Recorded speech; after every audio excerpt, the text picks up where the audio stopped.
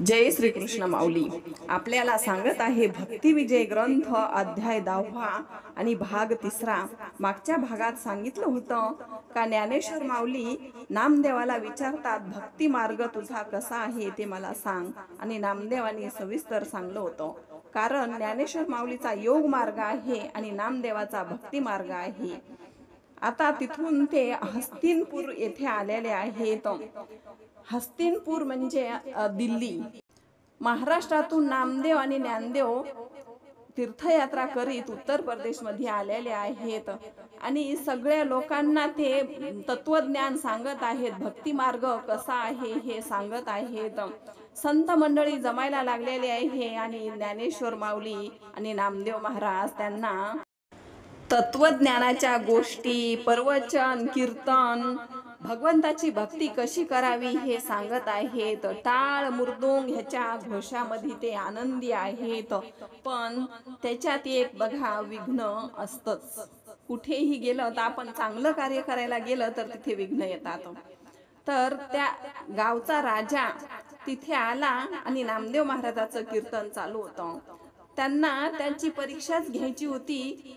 त्यांनी काय केलं माहितीये, गाय नेली त्या कीर्तनाच्या तिथे आणि गाईला कापलं आणि सांगितलं तू खरा भक्त असशील ना तर ह्या गाईला उठवून दाखवशील. नामदेव महाराज एकदम खिन्न झाले. काय करावं काही समजत नव्हतं नामदेवांना. असं झालेलं आहे का जो एखादा अभ्यास करत आहे आणि त्याच्यात दिवा विझावा तशी गत झालेली होती नामदेव महाराजांची. काय करावं काहीच कळत नव्हतं. आणि त्या राजाचं चालू होतं, तू खरा भक्त असशील तर गाय उठवून दाखवशील, सांग मला किती दिवसात उठवून दाखवणार आहेस, मला लवकर सांग. असं त्याचं चालू होतं. नामदेवाला काही सुचत नव्हतं काय करावं ते. मग नामदेव महाराज म्हणतात 4 दिवसात उठव. नामदेव महाराजांनी 4 दिवसाचा वायदा केलेला आहे त्या राजाला. पण आता काय करावं नामदेव महाराजाला काही सुचत नाही. त्या कीर्तनात नामदेव महाराज रडायला लागलेले आहेत. हे भगवंता, हे विठ्ठला, तुझ्यापासून तू लांब केलंसच, पण आता हे काय विघ्न ओढवलेला आहे. म्हणून नामदेव महाराज धावा करायला लागलेले आहेत. हे दीनदयाळा, हे पतित पावना, भक्तवत्सला, करुणा करा, अंतर्यामी आहेस ना रे तू, आणि मग तू एवढा उशीर का लावतोस.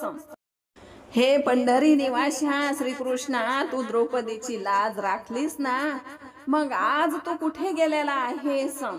पांडवाच्या सहाय्यकारी आहेस ना रे, पांडवाचा पाठीराखा आहेस. जागोजागी त्या पांडवाचं रक्षण केलंस तू. अर्जुनाचा सारथी झालेला आहे. धर्माघरचे उचिष्ट काढले तू. पांडवांचं लाक्षागृहात रक्षण केलेलं आहेस तू आणि उत्तरेचा गर्भाचं रक्षण केलंस. आडवं चक्र धरलंस रे. जयद्रथाला मारायचं म्हणून सूर्याला तू आड केलंस चक्राच्या, आणि आज तू कुठे गेलास. भक्तवत्सला, करुणा करा, दीनदयाळा, भक्ताचं ब्रीद तू सांभाळणारा आहेस ना. येई गा तू माये बापा पंढरीच्या राया, तुझ विनहीन वाटे, तुझ विनहीन वाटे, क्षीण झाली काया. येई गा तू माये बापा पंढरीच्या राया. दीननाथ दीनबंधू नाम तुझे साजे, पतित पावन ऐशी ब्रिदावळी गाजे. येई गा तू माये बापा पंढरीच्या राया. विटेवरी नीट उभा कटेवरी कर, विटेवरी नीट उभा कटेवरी कर. अरे हे भगवंता, तू निस्ताच इथेवर उभा आहेस आणि कमरेवर हात ठेवून फक्त भक्तांचीच वाट बघतोस का. आता पटकन धावून ये आणि माझं रक्षण कर. मी इथं तुझी वाट बघतोय रे, लवकर ये. अरे पंढरपूर भक्तजन आलेले आहे पंढरपुरात, आणि त्या भक्तांच्या मेळ्यातच तू गुंतलेला आहेस आणि नाम्याचा विसर पडला. असं तू करायला लागलास असं वाटतं. तू कुठे गुंतलास मला तर काही समजत नाही. का रुक्मिणी येऊ देत नाही तुला? काय कारण आहे भगवंता सांग ना. आणि त्या गाईचं शिर नामदेवानी मांडीवर घेतलं आणि नामदेव महाराज मोठमोठ्याने रडत आहेत. त्यांच्या अश्रुपाताने जमिनीवर सडा पडलेला आहे. पाण्याचा सडा टाकल्यासारखी जमीन झालेली आहे. अशी नामदेवाची अवस्था झालेली आहे. जे कीर्तनात बसलेले होते ते एक दिवस राहिले, कितीतरी राहणार ते, आणि नंतर आपापल्या घरी गेलेले आहेत. आणि नामदेव महाराज एकटेच तिथे रुदन करत बसलेले आहेत. कोठे गुंतलाशी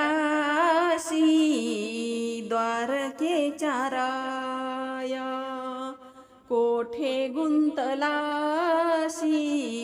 द्वारकेच्या राया, वेळ कास गया लावियेला, कोठे गुंतलाशी द्वारकेच्या राया. अरे कुठं गुंतलास तू? कोणत्या भक्ताजवळ बसलेला आहेस म्हणून माझ्याकडे येत नाहीस? आणि असं नामदेव महाराज व्याकुळ होऊन, अन्न नाही, पाणी नाही, काही नाही. जसं पाण्या वाचून मासोळी वेगळी होते तसं नामदेव महाराज तळमळायला लागलेले आहेत. आणि 4 दिवस पूर्ण झालेले आहेत. आणि तेवढ्यात भगवंत प्रगट झाले आणि तात्काळ त्या गाईला जिवंत केलं आणि नामदेवाला सांगितलं, नामदेवा सावध हो, मी आलेलो आहे. नामदेव डोळे उघडून बघतात, देवा तू एवढा उशीर लावलास का रे? कुठे राहिला होतास तू? आणि 4 दिवस लावले तू इथपर्यंत येण्यासाठी. देव म्हणे रे नामया केली वाया, 4 दिवस लागती म्हणून यान व्यर्थ कासया बोलिलाशी. देव म्हणतात, नामदेवा अरे तूच बोललास ना 4 दिवस लागतील, मग मी तुझं वचन कसं मोडू सांग बरं. तू का बोललास 4 दिवस? तू म्हणला असताना आत्ताच्या आत्ता उठवतो तर मी धावत आलो असतो ना नामदेवा. तू उगच बोललास म्हणून मला तुझं ब्रीद पाळावं लागलं रे. गाय उठली म्हणून सगळीकडे आनंद झालेला आहे. सगळ्यांना समजलं का नामदेव भक्तांनी गाय उठवलेली आहे. सगळीकडे आनंद झाला आणि जय जयकार करायला लागलेले आहेत. खास हा वैष्णव आहे, महाराष्ट्रातून आलेला वैष्णव. खरोखर हा नामदेव महाराज सगळे त्यांची धन्यता मानायला लागले आणि पाया पडायला लागले नामदेवाच्या. सगळीकडे आनंद झालेला आहे. आणि हा भक्ती विजय ग्रंथ खूप रसाळ आहे. जसं गंगा सागराला समुद्राला मिळावी तशी ही कथा आहे. आपण नक्की ऐका. स्वास्तिक श्री भक्ती विजय ग्रंथ. ऐकता तुष्टील जगन्नाथ प्रेम ऐकता भाविक भक्तान. 10th अध्याय रसाळ हा.